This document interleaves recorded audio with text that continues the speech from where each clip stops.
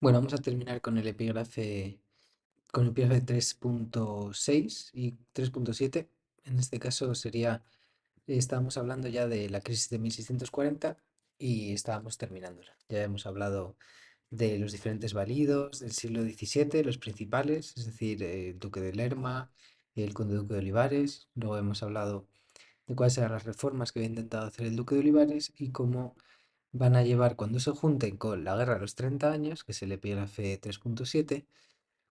Cuando se junten las reformas de Olivares autoritaristas con ese conflicto de la guerra de los 30 años, vamos a tener la terrible crisis de 1640.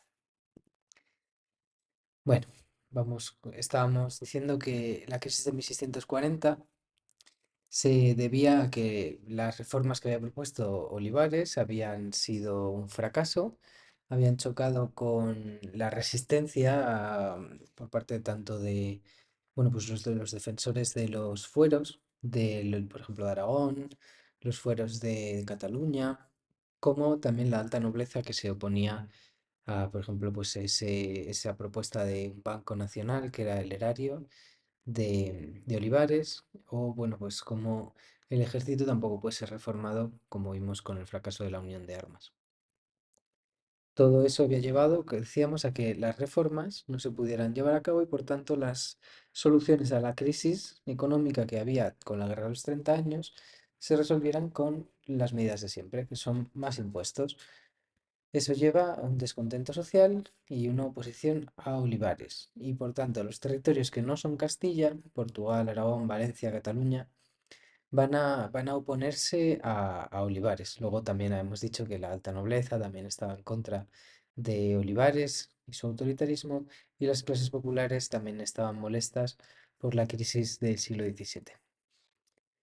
Las rebeliones van a ser generalizadas tanto en Cataluña, Portugal, Andalucía, Nápoles, Sicilia, pero las más importantes son las de 1640, que llevaron a que Olivares caiga del puesto de valido.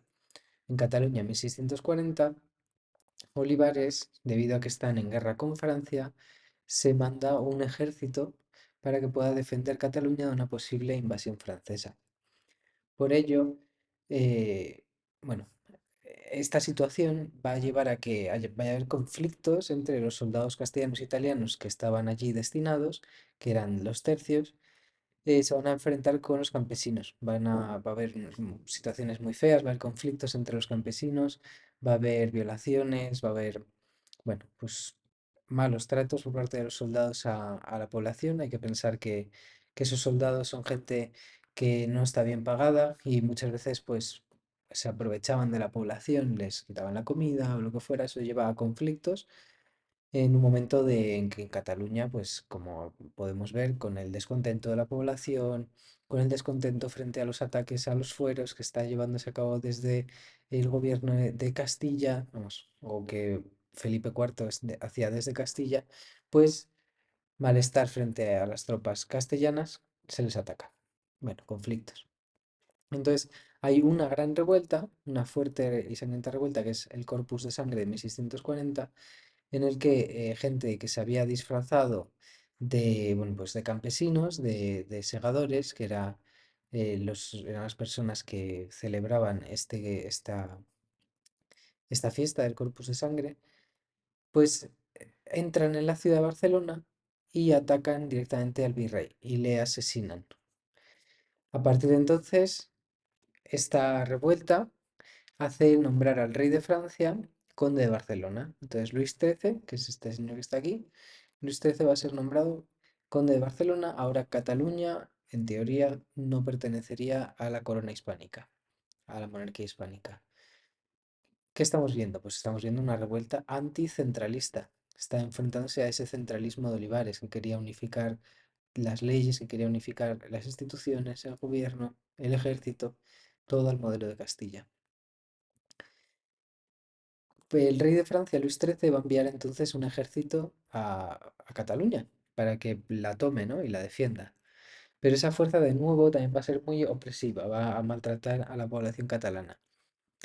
Hay quien dice que de una manera incluso más opresiva, más violenta.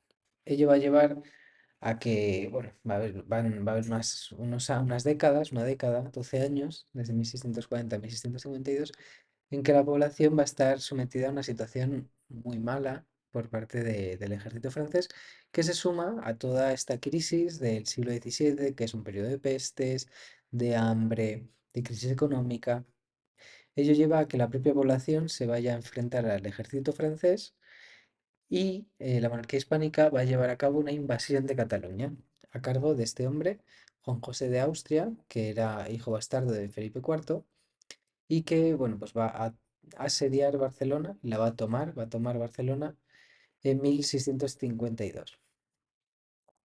Felipe prometerá respetar las leyes y los privilegios del Principado, es decir, ya va a abandonar esas aspiraciones de centralismo. La otra rebelión que ocurre en 1640 es la portuguesa. Portugal estaba descontenta frente a los ataques que se estaban llevando a sus colonias. Tenemos que plantear que la monarquía hispánica, que se identificaba con Castilla, no podía permitirse, vamos, no tenía la capacidad de defender las colonias portuguesas que estaban muy repartidas por el mundo. Están agotados por el esfuerzo bélico de la Guerra de los 30 años. Por ello, Portugal desconfía de que Castilla pueda asegurar su defensa.